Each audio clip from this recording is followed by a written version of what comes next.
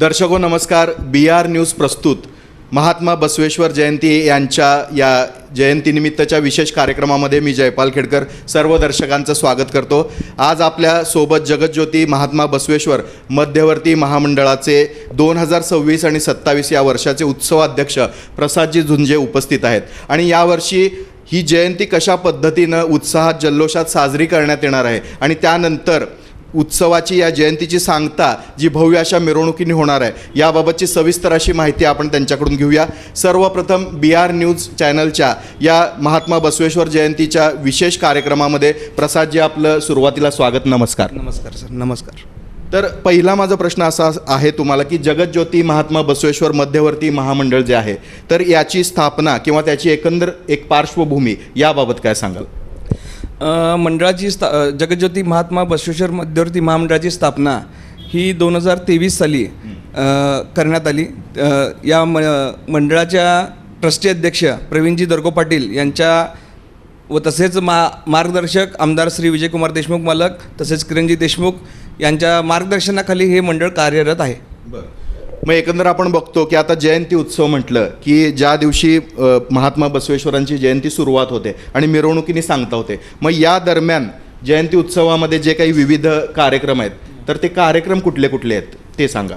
Sir, यावर्षी आपण 19 तारखेला म्हणजे उद्या 19 तारखेला बसवजयंतीनिमित्त तसेच अक्षय तृतीयेनिमित्त महात्मा बसवेश्वर महाराजांच्या पुतळ्यास दुग्धाभिषेकचा कार्यक्रम सकाळी 10 वाजता ट्रस्टीतील सर्व पदाधिकारी सदस्य नगरसेवक तसेच बसवप्रेमींच्या शुभ हस्ते व त्यांच्या साक्षीने त्या ठिकाणी पार पडणार आहे. बरं. मग हे करत असताना आपण बघतो की आता जयंती उत्सव झाला, पण जे काही महामंडळ आहे तुमचं तर आता जयंती उत्सवानंतर संपूर्ण वर्षभरामध्ये जी काही विधायक असतील, मग ती समाज उपयोगी कामं असतील किंवा अनेकांना नागरिकांना मदत करणं असेल, तर अशा पद्धतीचे जे उपक्रम आहेत तर ते महामंडळ कशा पद्धतीनं राबवतं? बघा, या ठिकाणी यावर्षी मध्यवर्ती महामंडळाने बरेच विविध उपक्रम या ठिकाणी सादर केले आहेत. जसं की 20 तारखेला जो आहे सायंकाळी गुरुनानक चौकाजवळील जो कुष्ठरोग रुग्णालय आहे त्या ठिकाणी सर्व रोगींना आपण एक मोफत अन्नदान करतोय, जेणेकरून आमरसाचं जेवण त्या ठिकाणी आपण देणार आहे. 21 तारखेला आपली मिरवणूक छत्रपती शिवाजी महाराजांना वंदन करून बसवेश्वर सर्कल येथे या ठिकाणी जाईल. याखेरीज आणखी काही म्हणजे आपण ज्याप्रमाणे रक्तदान शिबिर असेल किंवा आरोग्यविषयक काही जी काही शिबिर असतील त्याचा काही उल्लेख आहे? 22 तारखेला विभागीय पोलीस आयुक्त यांच्या कार्यालयामध्ये वृक्षारोपण करत आहोत मंडळाच्या वतीनं. तसेच 23 तारखेला शिवदासमय मंगल कार्यालय येथे आरोग्य शिबिराचं आयोजन केलेलं आहे.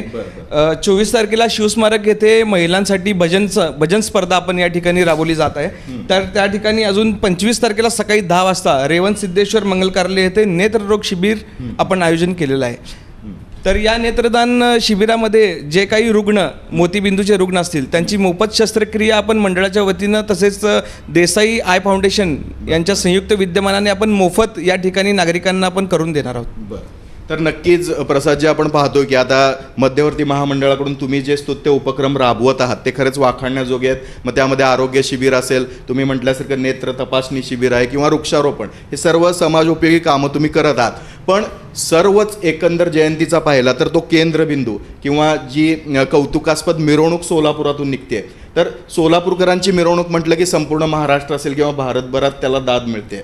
मग असं असताना यावर्षी जी महात्मा बसवेश्वरांची मिरवणूक निघणार आहे तर तिचं स्वरूप कसे असेल, म्हणजे कधी निघणार आणि कुठून निघणार, त्याचा मार्ग कसा असणार आहे? 21 तारखेला सायंकाळी 5 वाजता मान्य श्री विजयकुमार देशमुख मालक तसेच मंडळातील सर्व ट्रस्टी सदस्य पदाधिकारी व बसवप्रेमी यांनी छत्रपती शिवाजी महाराजांना वंदन करून आपली मिरवणूक शोभायात्रा पालखी स्वरूपात आपण ही शोभायात्रा काढतो व तसेच पारंपरिक वाद्याने ही मिरवणूक काढली जाईल. मग हे करत असताना तुम्ही म्हणालात की आता शिवाजी महाराजांच्या पुतळ्यापासून ही मिरवणूक निघेल आणि छत्रपती शिवाजी महाराजांच्या पुतळ्यापासून जेव्हा मिरवणूक निघणार तर हिची सांगता कुठं होणार? छत्रपती शिवाजी महाराजांच्या चौकापासून बाळीवेस मार्गे चाटी गल्ली तसेच आपण याची सांगता जी आहे ती बसवेश्वर सर्कल येथे त्याची सांगता होईल. तर आता जगज्योती महात्मा बसवेश्वर म्हटलं की त्यांचे विचार आजही शाश्वत आहेत. जरी 12व्या शतकामध्ये त्यांनी क्रांतिकारी विचार मांडले असले तरी देखील आज साधारणतः 800 वर्षानंतर देखील त्या विचारांची गरज समाजाला आहे. मग केवळ युवकांनाच नाही तर प्रत्येक नागरिकाला त्याची गरज आहे. याबाबत काय सांगाल? मी सर्व युवांना एक आवाहन करतो मंडळाच्या वतीनं व तसेच आपण जगज्योती महात्मा बसवेश्वर महाराजांच्या विचारांवर आपण त्यांचे विचार आत्मसात करण्याची गरज आज युवकांना आहे. आज आपण पाहतो की म्हणजे समाजात जे आजकाल जे घटना घडत आहेत तर एक समता नायक असं संबोधलं जातं महात्मा बसवेश्वर यांना. तर त्यांचे विचार आपण आचरणात आणून आपण आपले जीवन जगले पाहिजे असं मला वाटतंय.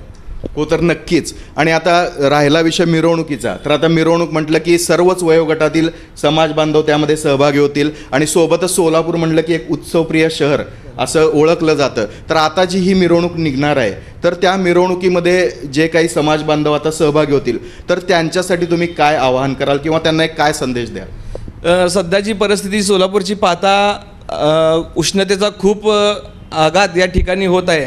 मी नागरिकांना विनंती करतो की आपले लहान मुलं तसेच वृद्ध वर्ग यांनी आपल्या शरीराची काळजी घेऊन या मिरवणुकीत सहभागी व्हावं आणि ही मिरवणुकीत सहभागी होत असताना जल्लोषात आपण जसं म्हणजे चांगल्या पद्धतीने आपण ही पार पडू शकू याची सर्वांनी काळजी घ्यावी. बरोबर. तर नक्कीच प्रसाद, जे आपण बघतो उत्सवप्रियता ही आपल्या शहराची ओळख आहे आणि तितक्याच ओळख ही अधोरेखित करावी ती म्हणजे शिस्तप्रिय मिरवणूक म्हणून. आणि यावेळी देखील कुठलंही गालबोट न लागता एक शिस्तप्रिय मिरवणूक आपल्याला पाहायला मिळेल हा विश्वास नाही तर आपण खात्री बाळगूया आणि या कार्यक्रमात थांबूया. धन्यवाद. नमस्कार.